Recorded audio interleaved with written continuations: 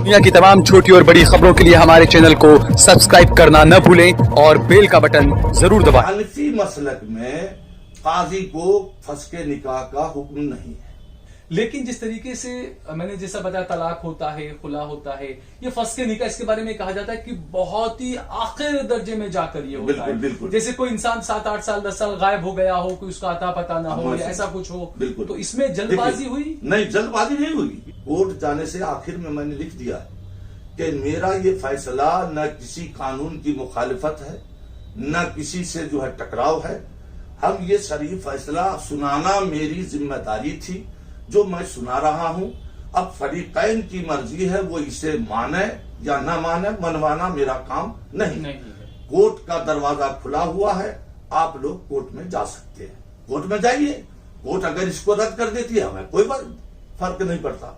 हम तो यही है तो उसमें लिख ही दिए भाई हम शरीफ मसला बता रहे हैं। बिल्कुल, हम कोई ऐसा ये हम मसला बता रहे हैं, हम फैसला नहीं सुना फैसला मसला बता रहे हैं, जो मसला है। इस तरीके से हमने देखा कि 3 तलाक को लेकर सरकार को आना पड़ा, कानून लाना पड़ा। 3 तलाक है, खुला है, तो कहीं ऐसा ना हो कि आने वाले दौर में ये फस्के निकाह की बड़ा फसाद न बन जाए उम्मत के अंदर इस तरह का। एक मिनट, अगर कोई काजी शरा हमारे फैसला नामा को देखकर अगर वो कहेंगे कि इसमें नजर सानी करे तो हम करेंगे। अगर मुल्क का कोर्ट जो है उसको रद्द करता है कि नहीं भाई तुम्हारा निकाह अभी बाकी है, तो मुल्क का जो तो लड़की को मानना पड़ेगा। मानना पड़ेगा, हमको आपको सबको मानना पड़ेगा, लड़की को क्या। यानी आगे बिगाड़ी होगा, फिर लड़की अगर कहीं और निकाह कर लेती है तो ये लड़का फिर कोर्ट में जाके और वो लड़की की जिंदगी और बर्बाद करेगा। फिर फैसले तमाम चीजों में कोर्ट मानेगा नहीं मानेगा क्या नहीं, कोर्ट मानेगी तो फिर लड़की जाने, उसका काम जाने। उस मुफ्ती को ये खबर नहीं है कि मुफ्ती आज़म हिंद और उलमाए सुन्नत ने बिल इत्तेफाक ये तय किया है। तो वो मुफ्ती ने जो फैसले दिए हैं बरेली शरीफ से, वो भी कुछ देखते नहीं दिया। अरे भाई वो उनसे जाके पूछिए, वो फैसला नहीं है, फतवा वो फतवा है, फैसला नहीं है। मैं यही जानना चाहूँ, जैसे आपने कहा कि वो मुफ्ती ऐसे हैं, पागल हैं, एक मुफ्ती हमने नहीं कहा, मुफ्ती को आप जो हमने नहीं कहा, तो नहीं, जो उन्होंने फतवा दिया हिंदुस्तान के बाद जो फतवा है तो उसी को मानेंगे। हिंदुस्तान नहीं, क्यों मानेंगे। मैंने कहा अगर आप तलाक नहीं देना चाहते तो खुला दे दे, लेकिन वो तो देना ही नहीं चाहते थे। एक लफ्ज में कह दिया कि भाई 7 साल का बच्चा होगा, हमको बच्चा दे तो हम तलाक देंगे, तो बात खत्म हो गई। तलाक का दरवाजा तो बंद हो गया। शरीफ फैसला, हमको तो फैसला मानना ना मानना उनकी मर्जी, वो मनवाना मेरा काम नहीं है। हम सुना सकते हैं। शुरू में लड़की ने बताते खुद बहुत कोशिशें की कि मेरा घर संवर जाए, मेरा शौहर मुझसे मिल जाए। शौहर से उसको कोई शिकायत गिला नहीं है, शौहर से उसको कोई शिकायत गिला नहीं है। तहरीर में भी आप देख सकते हैं, लड़के ने ये बहाना लगाया कि हमारे दादा हॉस्पिटल में दाखिल हैं और मामला सीरियस है, इसलिए हम इस महीने नहीं आ सकते। ये कैसे पता चला कि ये बहाना है? आपने से कहा कि उसके वालिद यहाँ पर थे, तो कारोबार संभालने के लिए कोई तो वहाँ पे चाहिए होगा। हाँ, मैं वो भी बता रहा हूँ कि कारोबार जिन्नात चलाता है कि मुवक्किल चलाता है। सुनिए तो आप थोड़ा सब्र से काम लीजिए भाई। लड़का बच्चा जो है पहले ये बहाना लगाया कि हमने मन्नत माना था कि हम लड़का को हाफिज बनाएंगे। सुनिए, सलमान जवाब कुछ भी नहीं जानता है, कुछ भी नहीं जानता है। उसके वालिद इधर से नोटिस जाती है और यहीं के आदमी से उसका जो जवाब लिखवाते हैं। आप देख रहे हैं देश लाइव, देश की आवाज। मैं हूं सहल कुरैशी और इस वक्त हम बात करेंगे आज अहमदाबाद की शाही जामा मस्जिद के जो मुफ्ती आजम यहां पर हैं, मुफ्ती शब्बीर आलम साहब। हम बात करेंगे उस मौजू पर जो सोशल मीडिया पर जो फस्के निकाह को लेकर कुछ वायरल पोस्ट चल रहे हैं। क्या है आखिर ये मामला फस्के निकाह? क्योंकि हमने तलाक सुना था, खुला सुना था, फस्के निकाह ये एक नया, जिन्हें पता है उन्हें पता है, लेकिन ज्यादातर लोगों को ये चीज पता नहीं है। थोड़ा सा हम आपको बता दें इस बारे में कि एक लड़का है सलमान, एक लड़की है आसना। उन दोनों के बीच का, दोनों मियां बीवी के बीच का कुछ मामला था। सूरत के किसी आलिम के पास ये मामला गया, मुफ्ती साहब के पास ये मामला गया, उन्होंने फस्के निकाह का पत्र जारी कर दिया। उसके बाद सलमान के पिता यहां पर मुफ्ती शब्बीर आलम साहब से उन्होंने राब्ता किया, उनसे बातचीत की। मुफ्ती शब्बीर आलम साहब ने कहा कि नहीं, फस्के निकाह नहीं हो सकता, पहले देखेंगे इस केस में क्या होता है। उसके बाद इस पूरे केस को देखा गया। लड़के के जो सोशल मीडिया पर पोस्ट वायरल हो रहे हैं उसमें यह कहा जा रहा है कि लड़के को नहीं सुना गया और एक तरफा फैसला दे दिया गया मुफ्ती शब्बीर आलम साहब की तरफ से। तो इसीलिए हम बातचीत करने के लिए आए मुफ्ती शब्बीर आलम साहब के पास में। मुफ्ती साहब, बहुत बहुत शुक्रिया कि आपने हमें वक्त दिया और खैर मकदम में स्वागत है आपका हमारे चैनल देश लाइव पर। मुफ्ती साहब, ये जो मामला है, सलमान लड़का है, आसना लड़की है, और जो फस्के निकाह है, कहा यह जा रहा है कि पहले आपने मना किया था, आपने कहा था नहीं फस्के निकाह नहीं हो सकता है, और उसके बाद में आपने ही पत्र जारी कर दिया कि फस्के निकाह हो गया। बिस्मिल्लाहिर्रहमानिर्रहीम। सबसे पहले मैं आपकी इस बात की इस्लाह कर दूं कि सूरत के दारुल क़ज़ा से फस्के निकाह का हुक्म जारी नहीं किया गया। अगर कोई शख्स ये कहता है तो ये झूठ है, इत्तेहाम है, बोहतान तराजी। दूसरी बात, जब सलमान की तरफ से मेरे पास उसके नुमाइंदगान आए और मेरे सामने उस वक्त में चूंकि सूरत से सिर्फ एक ही 2 नोटिस जारी की गई थी, उस वक्त की पोजीशन जो थी उसके मातहत हमने कहा था कि अभी फस्के निकाह का मौका नहीं है, इसको मौकूफ रखा जाए। अच्छा, मैंने ये कहा था जी। उसके बाद उन लोगों ने मेरे यहाँ उस मुकदमे को मुंतकिल करवाया, लड़का वालों ने सलमान की तरफ। सूरत से अहमदाबाद, यानी सूरत से अहमदाबाद। अब सूरत जो है वो हमारी दारुल क़ज़ा की एक शाख है जी। तो इस एतबार से हमको यह हक पहुंचता था कि हम वहां से यहाँ मुंतकिल करवा सकते हैं। वो काजी जो है हमारे नायब है। अब रही बात कि यहाँ से फस्के निकाह क्यों हुआ और लड़के की बात नहीं सुनी गई, ये सरासर धोखा है, फरेब है, झूठ है। जो दस्तावेज हमारे पास मौजूद है उससे आप इसका सबूत हासिल कर सकते हैं। मैं आपके सामने, आपके माध्यम से, आपके वास्ते से पूरी दुनिया को ये बताना चाहता हूं कि सबसे पहले हमें लड़के की तरफ से जब यहां मुकदमा मुंतकिल किया गया तो धीरे धीरे उनके नुमाइंदगान अंदर की बातें खुलने लगी।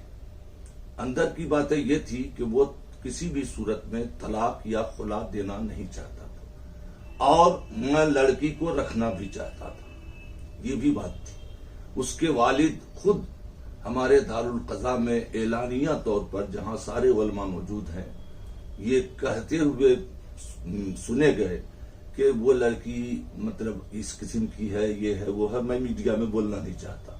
बहुत सारे इल्जामात, इत्तेहामात उनकी तरफ से लगाए गए और वो मेरे घर के लायक नहीं है, मैं उससे किसी भी सूरत में रखना नहीं चाहता। देखिए, इस्लाम का उसूल और कानून ये है कि एक काजी सबसे पहले ये कोशिश करेगा कि शौहर बीवी के दरमियान मामलात सही हो जाए और दोनों की जिंदगी खुशहाल जिंदगी गुजरे। बिल्कुल।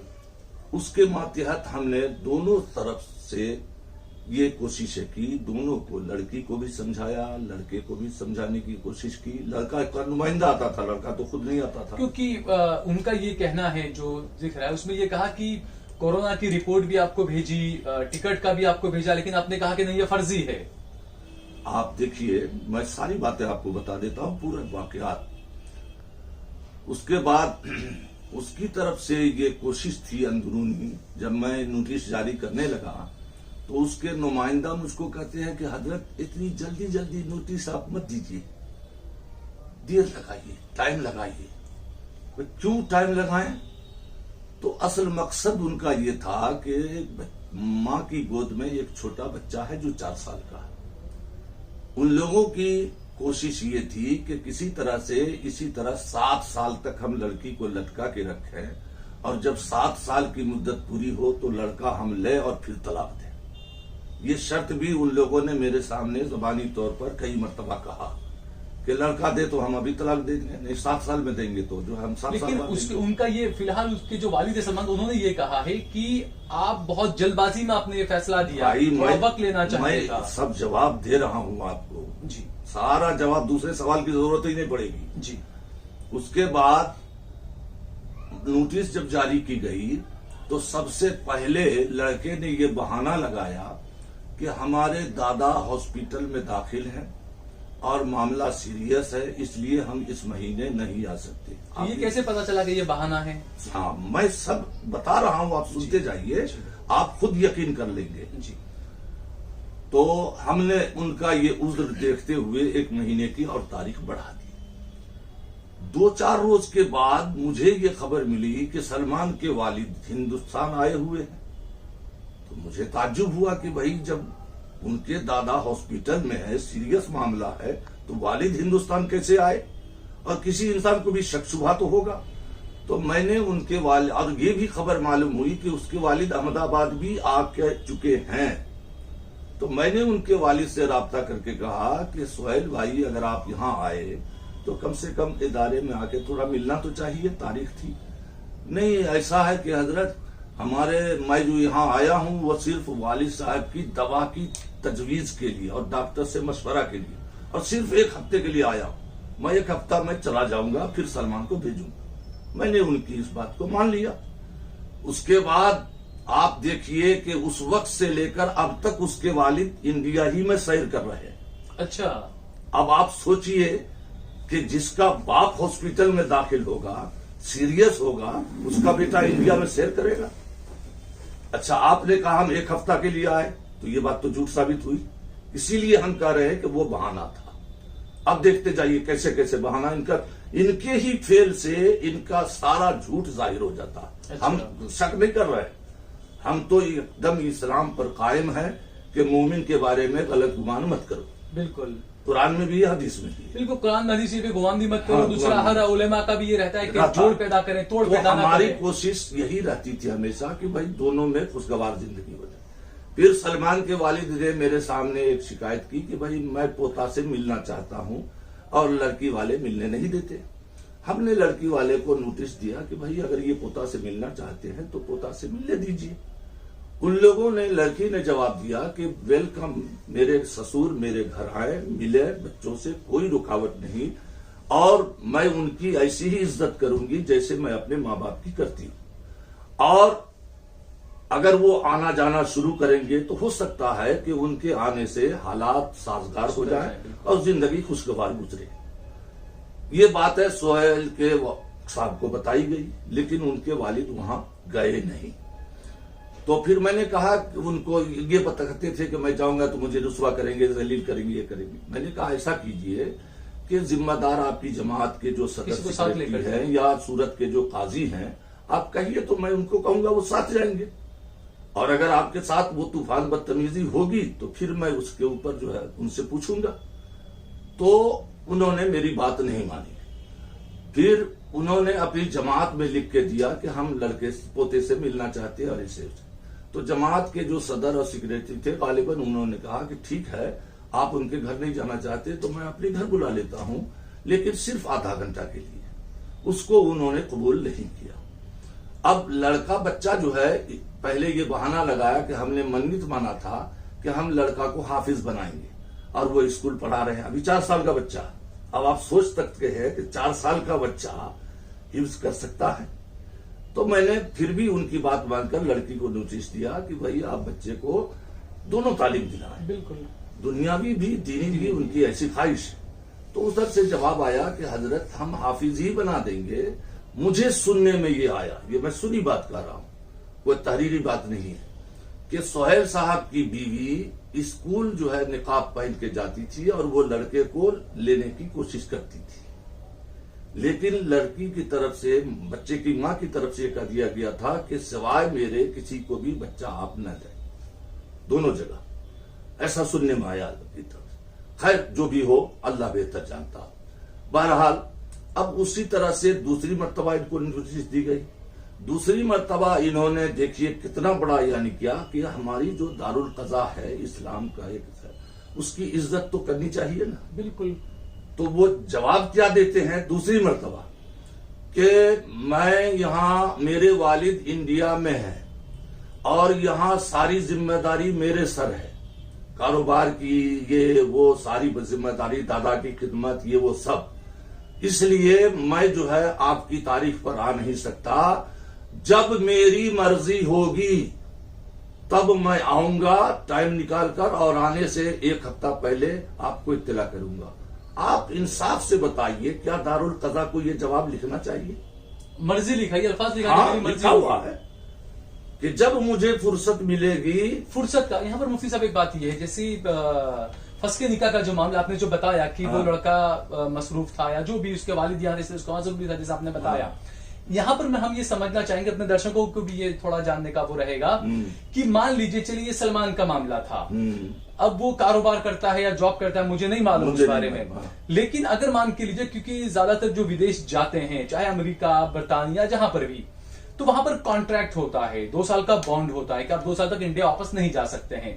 अगर ऐसा कोई मामला होता तो क्या वो भी फंस के निकाह में आ जाएगा? ऐसे वो नहीं, अगर वो बातें होती, गवर्नमेंट की तरफ से कोई कानूनी पेचीदगियां होती तो यकीनन उसको जो है कबूल किया जाए, क्योंकि कंपनी भी कई बार बॉन्ड बता रहा हूं। लेकिन वो अपना जाति कारोबार कर रहे हैं और जब चाहे जिस वक्त चाहे आ जा सकते हैं, ऐसा गवर्नमेंट की तरफ से कोई पाबंदी नहीं है। नहीं, आपने इसे कहा कि उसके वालिद यहाँ पर थे, तो कारोबार संभालने के लिए कोई तो वहां पे चाहिए होगा। हाँ, मैं वो भी बता रहा हूँ कि कारोबार जिन्नात चलाता है कि मुवक्किल चलाता है। सुनिए तो आप थोड़ा सब्र से काम लीजिए भाई। मैंने कहा ना कि एक झूठ को सच साबित करने के लिए 100 झूठ बोलने पड़ेंगे। सही बात है, अब देखते जाइए उनका। दूसरे महीने जब ये लिखा तो मैंने तहदीदन उनको लिखा कि भाई आपको ये बातें नहीं लिखनी चाहिए। ठीक है, अगर आपके पास उज्र है तो आप अपना उज्र पेश कीजिए, इदारा आपको वक्त देगा। बहरहाल उनके वालिद ने इस पर हमसे माफी मांगी। बिल्कुल। और ये कहा, सुनिए, सलमान जवाब कुछ भी नहीं जानता है, कुछ भी नहीं जानता है। उसके वालिद इधर से नोटिस जाती है और यहीं के आदमी से उसका जो जवाब लिखवाते हैं। समझ गया कि आप अपने एतबार से कुछ बहाना बदल के लिख दो। ये कैसे पता चला कि? हाँ, ये कैसे पता चला, देखते जाइए। ये पता इस तरह से चला कि शुरू में 1-2 मरतबा जब इधर से नोटिस दी गई तो हमारे इदारे ही के कुछ असातिज़ा और तलबा को उन्होंने राब्ता किया कि आप जवाब लिखवा दो, आप लिखवा दो। मैं जब मालूम हुआ तो मैंने सख्ती से मना कर दिया कि भाई यहां कोई जवाब नहीं लिखेगा। लड़का जवाब दे, वो किसी से लिखवाए, हमें इससे बात नहीं, लेकिन लड़का जवाब दे। अब दूसरी बात मैं आपको बता दूं, दूसरी मर्तबा इसके वालिद दारुल में आए मौलाना अब्दुल सत्तार हमदानी को लेकर, और लेकर आए तो वेलकम, आइए बैठिए, बैठे, उनको बताया। अब मैं आपको ये भी बता दूं कि ये सोहेल साहब जो हैं, ये अपनी दौलत के बलबूते पर आलिमों को खरीदना चाहते हैं। इन्होंने बहुत तरह का लालच, ये वो, इशारतन किनायतन, डायरेक्ट मुझे तो नहीं, मैं तो इस मामले में सख्त हूं, लेकिन जब जिस दारुल में आए तो मेरे बच्चे को ले जाके घूमे फिरे और ये कहा कि मैं ये बनवा दूंगा, वो बनवा दूंगा, ऐसे करूंगा, वो दे दूंगा, एक मकान वहां दे दूंगा मदरसे में, ये सब सारी बातें। यानी आप ये कहना चाहते हैं कि सोहेल साहब जो हैं वो आलिम को खरीद कर उनसे फतवा लिखवाना चाहते हैं? हाँ, खरीद कर, ये बिल्कुल, ये तो फिर जो बरेलवी से जो फतवा है आपके, मैं वो भी बता रहा हूँ, आप वो भी बता रहा हूँ। इस मामले में ये भी था कि कोई उस लड़के को कोरोना हुआ था और आपने कहा कि नहीं, ये रिपोर्ट या अल्लाह, मैंने आपसे कहा कि मैं कह रहा हूँ, जब बात आई है तो तफसील बताऊंगा। उसमें एक मुतालबा इनका ये था कि बच्चा हमको दे तो ये करे। मैंने कहा आप तहरीर दीजिए, जबानी में बिल्कुल लड़के को नहीं बता सकता। तो इन्होंने कहा कि हम 2 रोज के बाद आपको ये तहरीर भेज देंगे, तीसरा जवाब, लेकिन अब तक वो जवाब मेरे पास नहीं आया। खैर, उसके बाद गए, मुझे जो है वो फरेब में लेना चाहते थे। उसके बाद जो है, ठीक है जाइए आप, भेज दीजिएगा बच्चे को। फिर जो है 3 या 4थी मरतबा उनको नोटिस दी गई कि भाई आप आओ, आरू बरू बैठ करके इस मामले को हल करो। लड़की को जब मैंने समझाया तो लड़की भी समझ गई कि हाँ ठीक है, अगर आप कहते हैं तो एक मौका मैं दे सकती हूँ, लेकिन मेरे कुछ शराइत है जो इस्लाम की रोशनी में है, वो शराइत वो पूरी कर दें तो मैं जाने के लिए तैयार हूं। अब उसके लिए सलमान का रूबरू आना जरूरी है, लेकिन ये सोहेल भाई अपने लड़के को कभी भी यहाँ आने देना नहीं चाहते। अब इसमें क्या वजह है वो अल्लाह बेहतर जाने। जिससे मैंने बताया कि कोरोना की रिपोर्ट, आप भाईजान सब्र से काम लेंगे तो मैं बोलूंगा, जी जी, नहीं तो फिर नहीं। अगर कोई बात छूट जाए फिर आखिर में आप सवाल कीजिएगा, ठीक है। देखिए, उसके बाद जो है ये बातें लड़के को बताई गई कि आप आओ, रूबरू बैठो, ये करो। तो लड़के ने अब उसके बाद क्या चालाकी शुरू की, चालाकी ये शुरू की कि उसकी हर शर्त हम मान लेंगे। ये भाई जबानी नहीं, लड़के ने फिर जवाब दिया कि आप रूबरू आओ, यहाँ स्टाम्प पेपर पे एग्रीमेंट लिखो। क्यों? इसकी वजह ये मैं बता दूं कि लड़की को ये अंदेशा था कि मुझे वहां बुलाएंगे और बच्चा मेरी गोद से छीन लेंगे और उसके बाद ये मुझे दरबदर कर देंगे, ये अंदेशा था उसको। तो इस वजह से वो लड़की डरती रही।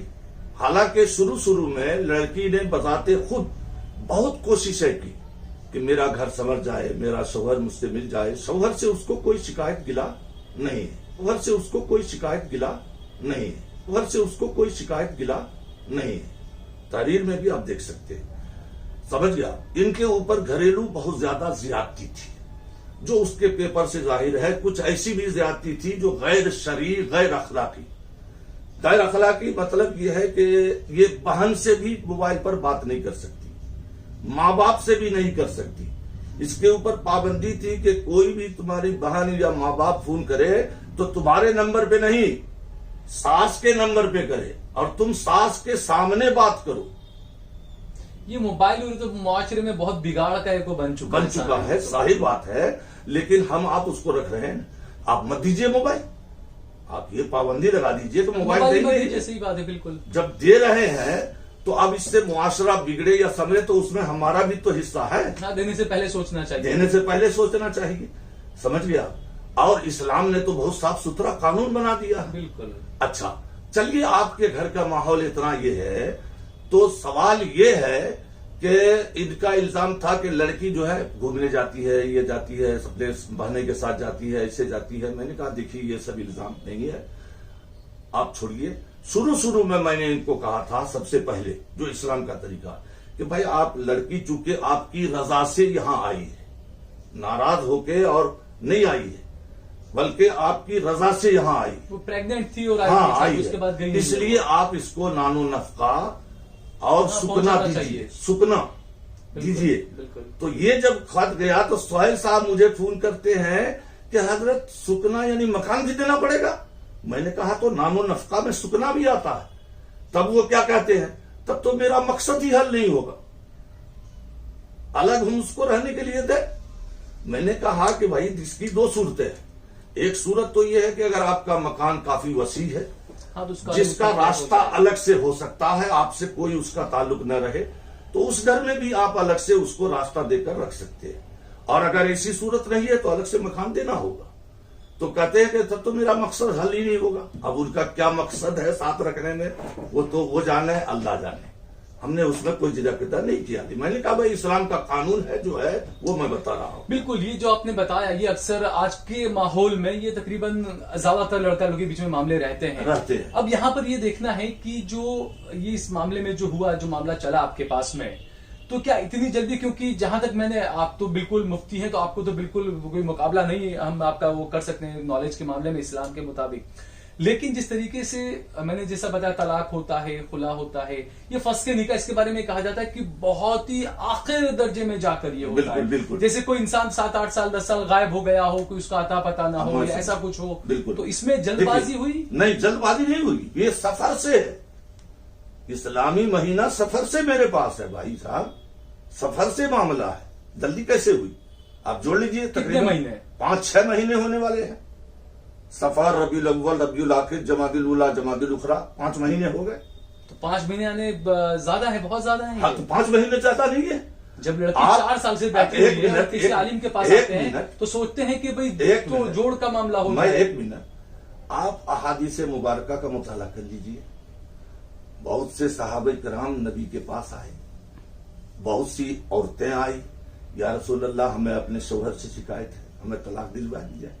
सरकार ने फौरन बुलाया और कहा कि ये तुम्हारे साथ रहना नहीं चाहती है, तुम तलाक दे दो। वहां कहां 5 महीने गुजरे। लेकिन वो सर, लेकिन वाली बात नहीं, की बात अलग थी, वो एक अलग 1 मिनट सुनिए, मामला सरकार ही का कौलो फेल तो हमारे लिए दलील है। तो शरीयत में वक्त की तायीन नहीं है। शरीयत ने कहीं भी वक्त की तायीन की हो तो बताइए।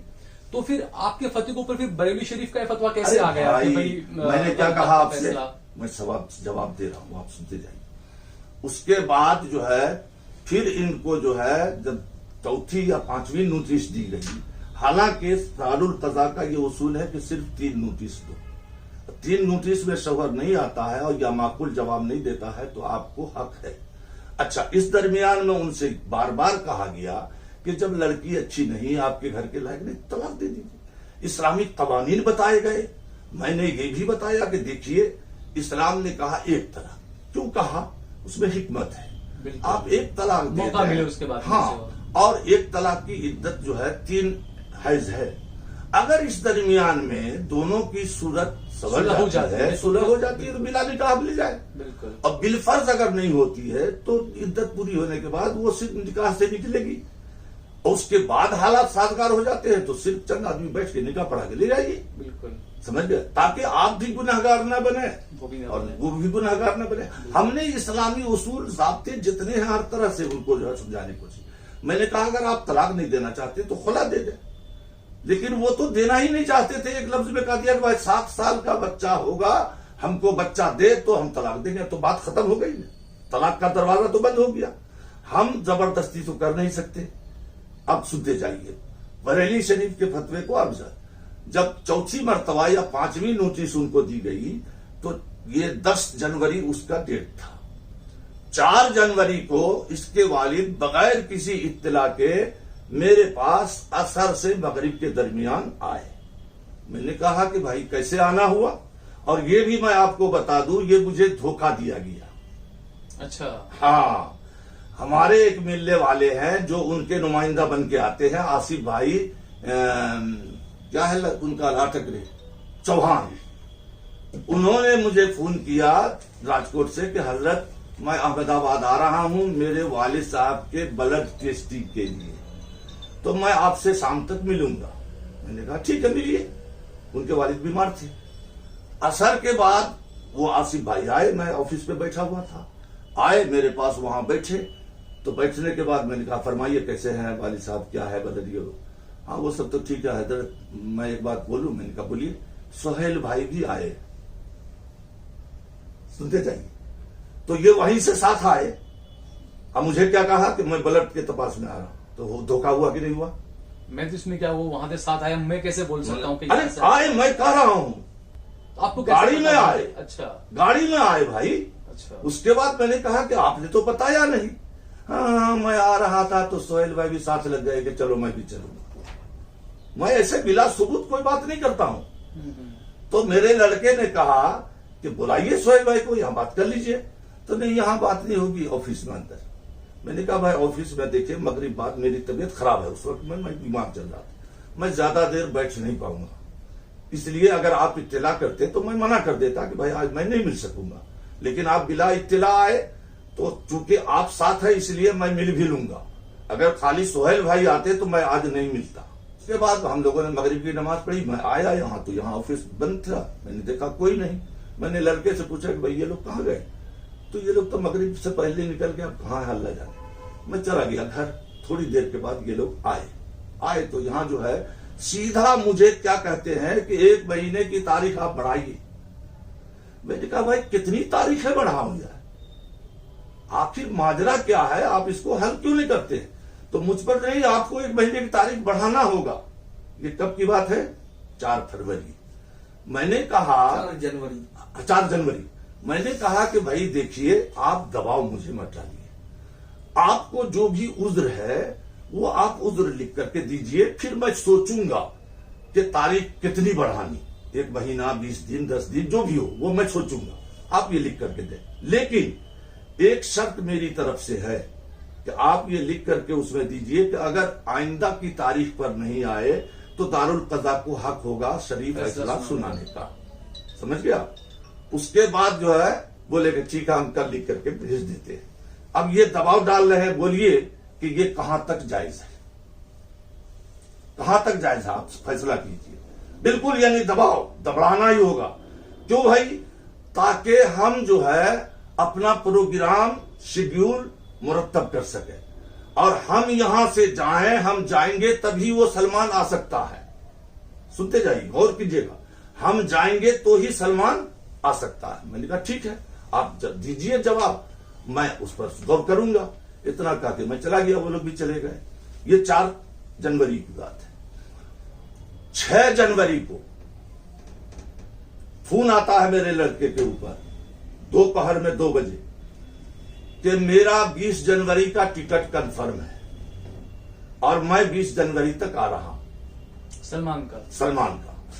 ठीक है भाई, आसिफ का फोन आया, जो भी हो उसकी तरफ से आया।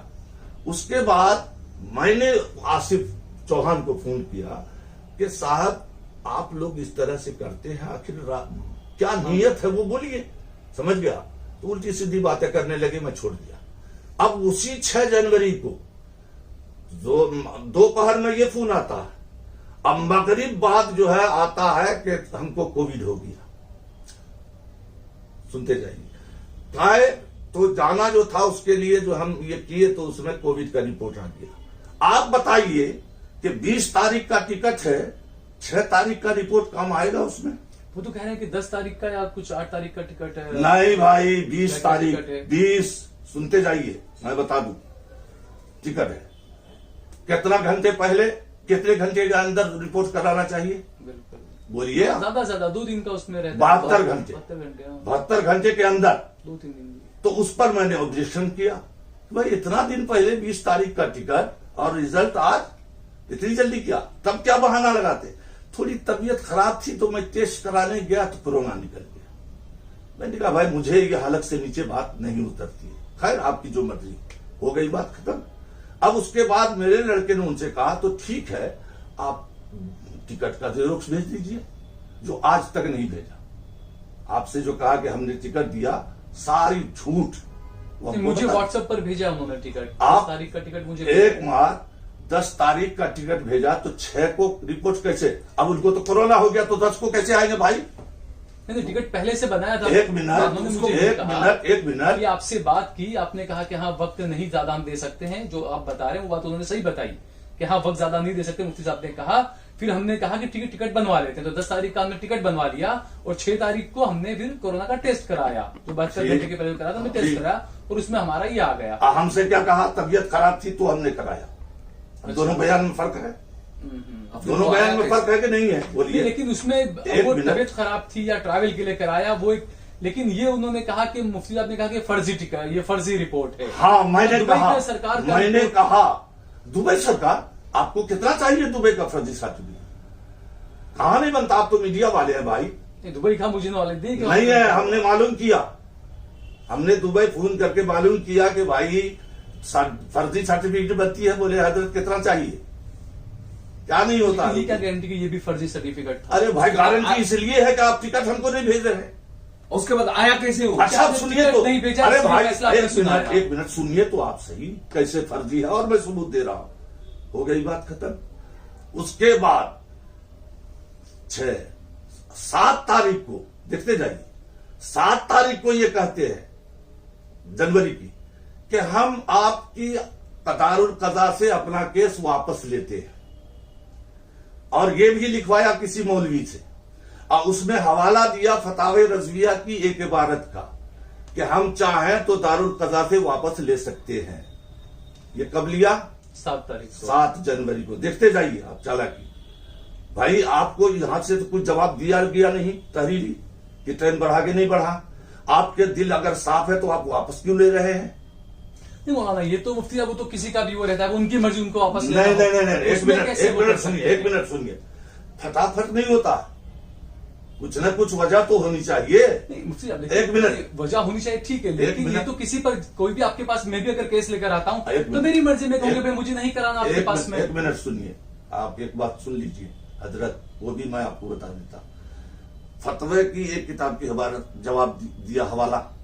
अब उसमें क्या लिखा हुआ है? पंच से मुद्दई चाहे तो अपना मुकदमा वापस ले सकता है, पंच से। हमने हिंदुस्तान के सारे मुफ्तियों से पूछा, कहा पंच में और काजी में फर्क है। पंच जो होता है वो हमारा चुना हुआ होता है, और काजी जो होता है वो मिन जानिबिल्लाह होता है, इसलिए वापस लेने का हक उसको नहीं है। जो पार्टी है, जो मुद्दई, वो अगर मना करे तब भी आप फैसला सुना सकते हैं। अच्छा, सही फैसला, हमको तो फैसला मानना ना मानना उनकी मर्जी, वो मनवाना मेरा काम नहीं है, हम सुना सकते हैं। अब उसके बाद बात हो गई, वो आ गया कि हम वापस ले रहे हैं। हमने कहा भाई लड़की की तरफ से भी तो हमको ये था कि हमको जो है कि दीजिए, समझ गया। इससे पहले वो लोग क्या कहते थे कि ऐसा है आप खारिज कर दीजिए, लड़की की तरफ से आप खारिज कर दीजिए और कह दीजिए इनसे कि जावे कोर्ट के अंदर। मैंने कहा मैं तो कई मरतबा कह चुका हूं भाई, आप लोग जो है जा सकते हैं, लड़की वाले से भी कह चुका कि आप कोर्ट से जाकर के तलाक ले लो। समझ गया? तो आपके फैसले के बाद बरेली शरीफ का दूसरा फैसला कैसे आया कि अरे इनका भाई, आप सब्र तो करते नहीं है जी। अब उसके बाद हो गई बात खत्म। इन्होंने सोशल मीडिया में जैसे मुझे एक लेटर लिखा, गाली गलौज तूफान बदतमीजी। आप वो लेटर पढ़ के समझ ले कि कैसे नेचर के मुझे दीजिएगा आप, मैं वो कैसे नेचर के हैं। यानी तुम मुफ्ती नहीं हो, तुम जाहिल हो, तुम गंवार हो, तुम ये हो वो हो, सारी चीजें हो। जबकि अभी मेरी तरफ से फैसला कुछ नहीं हुआ, मेरी तरफ से कोई फैसला नहीं हुआ और मुझे ये सारी गालियां दी जा रही। मैंने उनसे कहा कि भाई और भी गालियां आपके पास हो तो वो भी दे दो। समझ गया? क्या यही तरीका है? आप ही आए थे, हम बुलाने नहीं गए थे। मुझसे ऐसे मामलों में तो फिर फैसला देने नहीं था, बोलना भाई जाइए आप कोर्ट में जाइए, एक मिनट, हाँ, मैं वो भी बता रहा हूँ, वो भी बता रहा हूँ, सब्र कीजिए।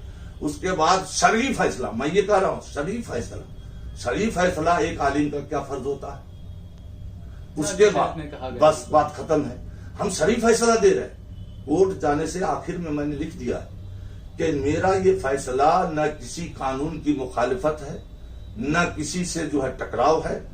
हम ये शरई फैसला सुनाना मेरी जिम्मेदारी थी, जो मैं सुना रहा हूं। अब फरीकैन की मर्जी है, वो इसे माने या न माने, मनवाना मेरा काम नहीं।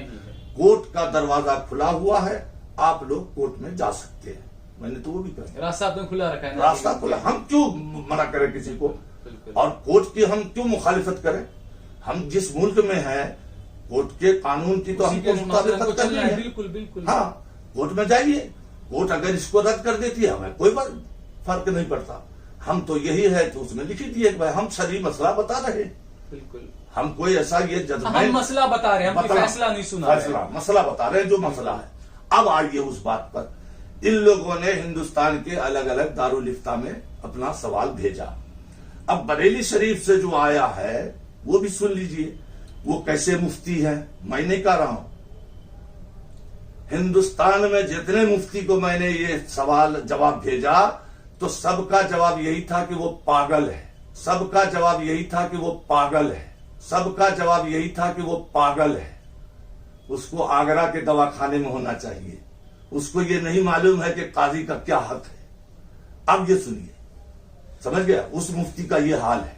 अब पैसा दे के लिखवाया कि ताल्लुक में लिखवाया या कैसे लिखवाया? तो ये तो बिगाड़ का बिल्कुल वो होता जा रहा है कि एक मुफ्ती दूसरे पर, दूसरा मुफ्ती तो तीसरे मैं वही कह रहा हूं, मैं वही कह रहा हूं। यहाँ पर ये है कि चलिए आपने फैसला सुनाया, अब आपसे ऊपर बरेली शरीफ का फैसला आया, तो कहीं ना कहीं लड़के को, लड़की वालों को वो किस फैसले को माने? अच्छा सुनिए, इन्होंने जो दिया फतवा नाम बरेली शरीफ का है, नाम बरेली शरीफ का है, तो आप उससे मरूब ना हो जाएं। मैंने भी जो काम किया है वो बरेली शरीफ ही के फतवा की रोशनी में क्यों किया है? हनफी मसलक में काजी को फस्के निकाह का हुक्म नहीं है। हनफी मसलक में काजी को फस्के निकाह का हुक्म नहीं है। हनफी मसलक समझ गए? अब उसमें जैसे आपने लाया मफकूदुल खबर, मफकूदुल खबर के ताल्लुक से हनफी मसलक में क्या हुक्म है मालूम है आपको? जब औरत 70 साल की हो जाए या उसके शौहर के उम्र का उसकी आबादी में कोई जिंदा न रहे, तब जाके वो औरत शादी कर सकती है। ये है हनफी हुक्म। तो हनफी मसलक में यही है। अब हनफी मसलक में क्या है कि भाई जबरन उससे तलाक ली जाए, फस्क नहीं कर सकते, लेकिन काजी जबरन उससे तलाक देगा। तलाक नहीं देगा तो उसको कैद किया जाए, सोशल बाइकाट किया जाए। ये तो एक मिनट सुनिए, मुमकिन नहीं है। अब भाई वही मैं बता रहा हूं आपको, वही मैं बता रहा हूं, ये किया जाए वो किया जाए। अब आप सोचिए, फतवा अपनी जगह है, फतवा से हमको इनकार नहीं है। हमारे बुजुर्गों ने जो लिखा वो भी इमाम आजम उनके, तो आप हम उनके मुकल्लिद हैं। बेशक इमाम आजम का कौल सराखों पे। जब यहां ये मसला आया कि हम ऐसे मुल्क में हैं जिस मुल्क में हम कानूनी शरई सजा नहीं दे सकते, पूरे तौर पर बिल्कुल नहीं दे सकते। मुस्लिम पर रसूलुल्लाह से ताल्लुक जो महदूद मसाइल है वो हम बता सकते हैं, लेकिन हम बाइकाट करें, कैद करें, सजा दें, सोशल मीडिया ये करें, ये मुफ्ती क्या? सारी बातें, ये बातें सही। मेरा मकसद जानना ये है, लोगों को बिल्कुल वो रहता है कि आखिर क्या, मैं यही जानना चाहूँ। जैसे आपने कहा कि वो मुफ्ती ऐसे हैं, पागल हैं, एक मुफ्ती हमने नहीं कहा, मुफ्ती को आप जो हमने नहीं कहा, तो नहीं, जो उन्होंने फतवा दिया हिंदुस्तान के बाद जो फतवा आया तो उसी को मानेंगे। हिंदुस्तान नहीं, क्यों मानेंगे? हिंदुस्तान के अक्सर मुफ्तियों ने, अगर ये बात है तो बंगाल से लेकर और केरला तक दारुल कज़ा बना हुआ, क्या सब गलत कर रहे हैं? नहीं, सबका नहीं, मुझे एक मिनट, ये इस मामले की बात कर रहा हूँ। सब गलत कर रहे हैं? मैंने तो ऐसा नहीं कहा, बिल्कुल नहीं कहा। अब सुनिए, जब ये हिंदुस्तान में ये मसला आया, हालात बदले, और उस जमाने के, जब उसी बरेली शरीफ के हुजूर मुफ्ती आजम हिंद इमाम अहमद रजा फादिल बरेलवी के लड़के, जो सारे उलमाए अहले सुन्नत के पेशवा और मुसल्लिमुस सबूत मुफ्ती आजम हिंद, उनका दौर था, और बेशुमार उलमा ये सब जमा हुए। अल्लामा अरशदुल कादरी ने इदारे शरिया के कयाम की तजवीज रखी और उसमें काजी के इख्तियारात को मुतय्यन करने का। तो सारे उलमा ने बिल इत्तिफाक ये फतवा दिया कि हिंदुस्तान में आला हजरत के जमाने में नवाबों की हुकूमत थी, तो उस जमाने में गिरफ्तार भी हो सकते थे, बाकात भी हो सकते थे। अब वो जमाना नहीं रहा, हमारे मुल्क का कानून जो है उसका पालन हमें करना है। लिहाजा हनफी मसलक के उलमा मालिकी और शाफई कौल के ऊपर फतवा दे सकते हैं। लेकिन अब हमने ये भी देखा है, कई इमामों ने अपने फैसलों पर नजरसानी भी की है, तो क्या आपको भी ऐसा नहीं था कि घर थोड़ा सा वो हो जाए या थोड़ा सा मौका देकर या नजरसानी नहीं की जानी चाहिए इस मामले में? एक मिनट, मेरे कहने का मतलब ये है कि ये बरेली शरीफी का तो फतवा हुआ मुफ्तिया, क्या उस मुफ्ती को ये खबर नहीं है कि मुफ्ती आजम हिंद और उलमा अहले सुन्नत ने बिल इत्तिफाक ये तय किया है? तो वो मुफ्ती ने जो फैसले दिए हैं बरेली शरीफ से, वो भी कुछ देखते नहीं दिया? अरे भाई, वो उनसे जाके पूछिए, वो फैसला नहीं है, फतवा वो फतवा है, फैसला नहीं है। वो आप उनसे जाके पूछिए कि जब मुफ्ती आजम हिंद उलमा अहले सुन्नत का बिल इत्तिफाक ये है तो आप ऐसा क्यों दे रहे हैं? वो उनसे पूछिएगा, मुझसे नहीं।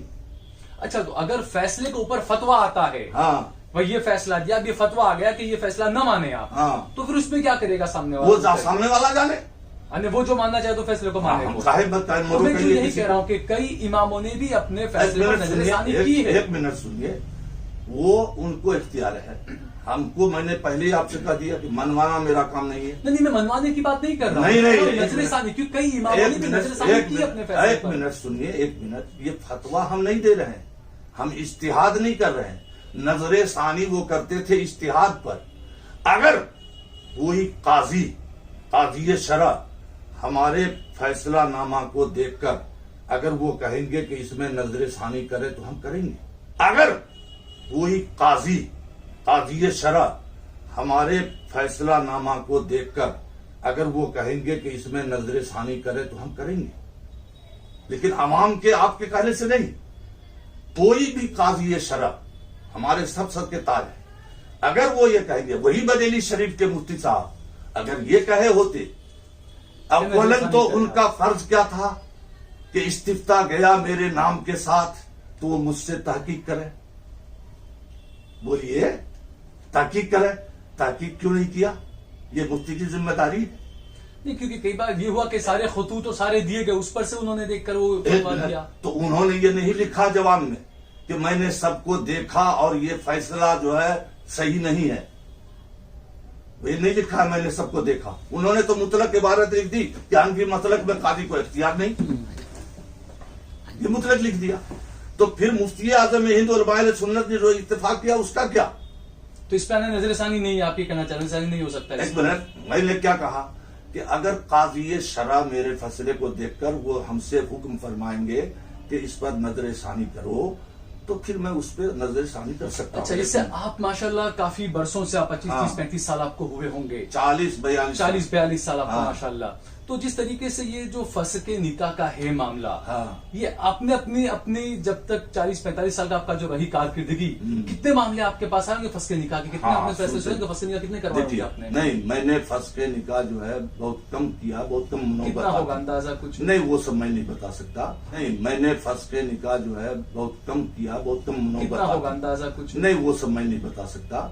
ये मैं बता रहा हूँ आपको, अक्सर मामला जो है मैंने आपस में हल करवा दिया या तलाक दिलवा दिया। नहीं, मैं इसीलिए कह रहा हूँ क्योंकि मियां मैं बीवी का बता- मामला है तो जोड़ पैदा हो मैं- थोड़ा, क्योंकि आपने कहा कि पहले 6 महीने हो गए, सुनिए, 2-2 साल लग जाते अरे हैं। बाबा नहीं, माफ कीजिएगा, और एक मिनट, हम एक बात करें, जो चीज कुरान में है आप उसमें अपनी बात क्यों लगा रहे ये भी मैं अपनी बात नहीं लगा रहा हूँ, क्योंकि ये भी तो कहा गया ना कि ज्यादा से ज्यादा कोशिश करें कि जोड़ पैदा हो तो जाए। कर गया, वो कोशिशें हुई, 4 साल में हुआ। वो कोशिशें 4 साल से चल रही नहीं, है। पर आपके पास तो 6 एक मिनट, अरे मेरे पास वो 4 साल से चल रही है। लड़की बताते खुद ये कोशिश इनफिरादी तौर पर कर चुकी, लड़के ने उसका नंबर ब्लॉक कर दिया। अच्छा, आप सुनते जाइए, अभी बात एक सवाल मैं थोड़ा सा पूछ लूं हाँ। आपको, ये जैसे आपने बताया कि आपने ये बताया कि भाई ये है मसला, आपने बता दिया, ठीक। अब लड़का नहीं मान रहा है और लड़की इन बिटवीन अगर शादी कर लेती है कहीं और, जबकि लड़का तो मानता नहीं उस पैसे को, तो इस बिल्कुल। मामले में क्या होगा फिर? लड़की जिसको मानेगी उस एतबार से वो हक पे है, लड़का जिसको मानेगा उस एतबार से वो हक पे है। यानी आगे बिगाड़ी होगा, फिर लड़की अगर कहीं और निकाह कर लेती है हाँ। तो ये लड़का फिर कोर्ट में जाके और वो लड़की की जिंदगी और बर्बाद करेगा। फिर कोर्ट में क्या कर लेगा वो जाके? जब ये फैसले तमाम चीजें होंगी, कोर्ट मानेगा नहीं मानेगा क्या नहीं होगा? कोर्ट मानेगी तो फिर लड़की जाने उसका काम जाने, नहीं कोर्ट मानेगी तो फिर लड़की जाने उसका काम जाने, तो फिर लड़की जाने उसका काम जाने, तो फिर लड़की जाने उसका काम जाने। यानी आगे की कानूनी लड़ाई फिर लड़की जाने उसका हाँ काम वो जाने, उससे हमें क्या मतलब? हमने तो उसमें कही दिया है कि आप दोनों जा सकते हैं, आप दोनों जा सकते हैं। तो मुफ्ती साहब मैं यही कहूंगा कि देखिए मुझे इतना नॉलेज नहीं है, लेकिन हाँ। बस मैंने जो देखा, क्योंकि मैंने इस्लाम में भी तो ये होता है कि भाई आखिरी दर्जे में जाके फंस के निकाह होता है। दूसरा कि हम ज्यादा से ज्यादा कोशिश करें, क्योंकि आप तो जो बता रहे कि 4 साल हो गए, मैंने तो ऐसे ऐसे मामले देखे कि 10-10 साल बैठी थी बीवी, उसके बाद 10 साल बाद भी 8 साल के बाद घर हुआ है। और भी दारुल कज़ा है, हकीम अब्दुल रज़्ज़ाक साहब मद्ददिल्लाह से पूछ लीजिए, ये तो हमने 6 महीना लगाया, आपके दारुल कज़ा में तो 1 महीना भी नहीं लगता। अच्छा, फंस के निकाह में? हाँ, अच्छा, आपके दारुल कज़ा में तो महीना भी नहीं लगता है। तो कहाँ है? आप तो हमको मामला क्या? ऐसा कहीं हुआ है अरे ऐसा? बहुत सारा ऐसा हुआ है, अच्छा, बहुत सा हुआ है। आप जाके पूछिए अपने दारुल कज़ा में, सरखेज आप जाके पूछिए, देखिए दस्तावेज।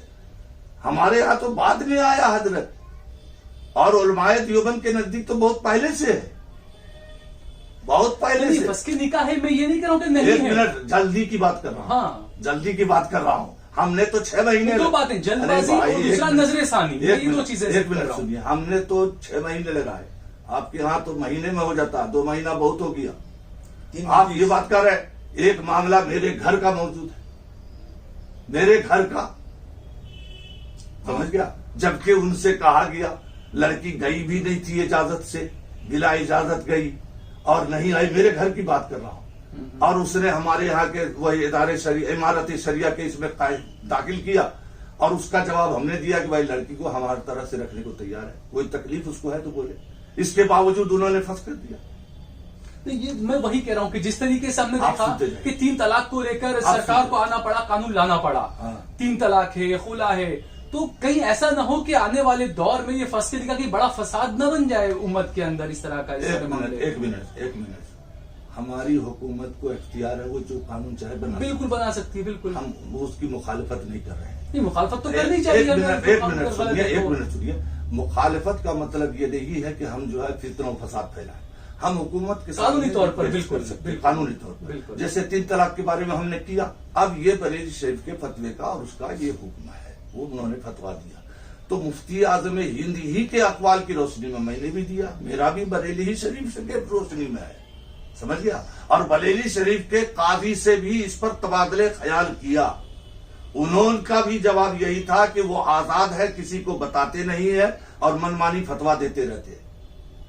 ये बरेली शरीफ ही की काजी का हमको। नहीं मुफ्ती साहब, मैं यही कह रहा हूँ कि अगर ऐसे आलिम, ऐसे मुफ्ती जो हैं, या आप वो उनसे जाके कहिएगा। नहीं, वो मैं नहीं कह रहा हूँ, हाँ। ये कह रहा हूँ कि बीच में मुद्दई जो होता है वो परेशान हो, वो फंस अरे जाता भाई, है तो ना वो इसमें, उनसे तो जाके किसको माने वो आप उनको जाके पूछिए, वो मुझसे नहीं पूछ सकते आप, वो मुझसे नहीं पूछ सकते। मैं अपने बातों का जवाब दे सकता हूं, उन्होंने जो फतवा दिया है आप उनसे जाके सवाल कीजिए। अब उसके बाद देखिए, सुनिए, ये सब तो बातें हो गई। अब आइए कोविड पर, कि सलमान को कोविड हो गया, बरोबर? बगैर सलमान के, सोहेल के जाए हुए सलमान यहां आ नहीं सकता कारोबार में। अब 12 तारीख को सब आ गए। कैसे आ गए जब कोविड हुआ है? तो ये कहा गया कि आपने फैसला अरे सुनिए एक नहीं माना मिनट, पड़ा कोविड वाले को देगा इजाजत? आप क्या बात कर रहे हैं? लेकिन 6 तारीख का था ना कोविड। अरे तो 6 7 दिन का क्वारंटाइन होता है हजरत। हजरत वही बोल रहा हूं मैं कि एक मिनट, 7 दिन का क्वारंटाइन होता है। नहीं क्वारंटाइन नहीं, आप रिपोर्ट जब आती है आपकी भी रिपोर्ट अगर आ गई है तब तो 3 दिन का कर दिया। विदेशों में 2 नहीं, 3 दिन नहीं, 7 दिन का था। विदेशों में 2 दिन का 3 दिन का हो चुका है। एक मिनट, अपने यहाँ पर भी 4 दिन का हो चुका कहाँ है। क्या हो चुका है? शाम दुबई में 7 दिन का था उस वक्त। थोड़े अच्छा जो भी हो, हम मान गए। आप कह रहे 2 ही दिन का होता, तो वो 2 दिन के बाद आते। वो कहते भाई 2 दिन का क्वारंटाइन है, मैं 10 को आ जाऊंगा, 12 को आ जाऊंगा। आप मुझे ऐसी इत्तला कहा दिया? आप तो मुझे गाली लिख के भेज रहे। मुझे कहां आपने इत्तला दिया? बोलिए, मुझे आपने इतना, मुझे से तो आपने कैसे ले लिया? यानी इस मामले में जो पूरा निचोड़ ये है हाँ। कि आपने जो इसमें अपना दिया फतवा, जो फतवा आया आपके हाँ। फैसले पर, या आपने जो फैसला सुनाया है, जो आपने क्षेत्र के मुताबिक जो बताया, हाँ। तो लड़का आजाद है कि वो जो मानना है माने, लड़की आजाद है वो जो मानना है माने। हाँ। लड़की अगर कहीं करती है शादी, हाँ। लड़का कुछ केस वेस करता है तो लड़की को उसको फैसला वो फिर फेस करना पड़ेगा। वो लड़की जान उसका काम हाँ, वो करेगी। जो मुल्क का कानून है उसका पालन तो करना पड़ेगा। अगर मुल्क का कोर्ट जो है उसको रद्द करता है कि नहीं भाई तुम्हारा निकाह अभी बाकी है, तो मुल्क का जो तो लड़की को मानना पड़ेगा। हाँ, मानना पड़ेगा। हमको आपको सबको मानना पड़ेगा, लड़की को क्या, ठीक है, सबको मानना पड़ेगा। अगर मुल्क का कोर्ट जो है उसको रद्द करता है कि नहीं भाई तुम्हारा निकाह अभी बाकी है, तो मुल्क का जो तो लड़की को मानना पड़ेगा। हाँ, मानना पड़ेगा। हमको आपको सबको मानना पड़ेगा, लड़की को क्या, ठीक है, सबको मानना पड़ेगा। ठीक है। बहुत बहुत शुक्रिया हमसे बातचीत करने के लिए, आपका बहुत बहुत शुक्रिया। समझ गया?